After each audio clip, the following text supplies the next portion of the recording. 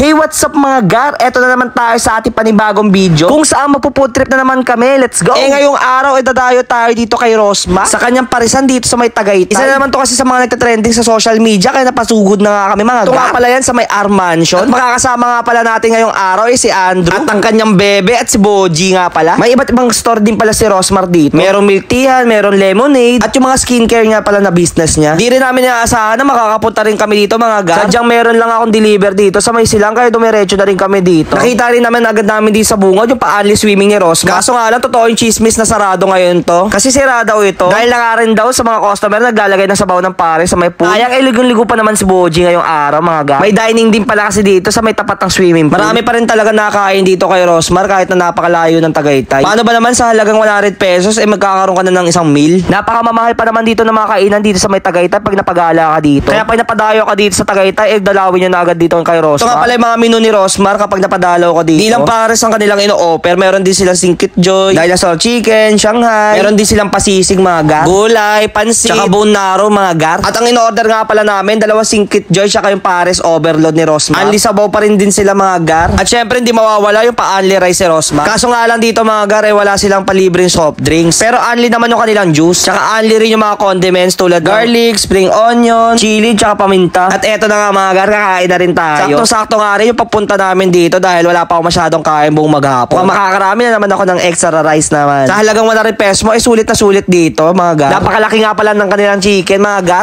Okay, first bite, sabayan natin sa sabaw. Kain, Boji. Kukuha na rin pala kami ng juice, mga gar. So, mga gar, sulit na sulit dito kay Rosmar. Napakaganda rin ang kanyang pwesto, napakalamig dito, mga gar. Parang kala nyo, naka-aircon kayo. Kaya kung nagbabala kayo magtagaytay, huwag nyo kakalimutan sa bucket list nyo na pumunta dito kay Rosmar. Siguradong malaki ang matitipid nyo sa pagkain. Para pagtapos nyo kumain, diretso na kayo sa mga gala nyo dito. Paano ba yung mga gar? Salamat sa panonood.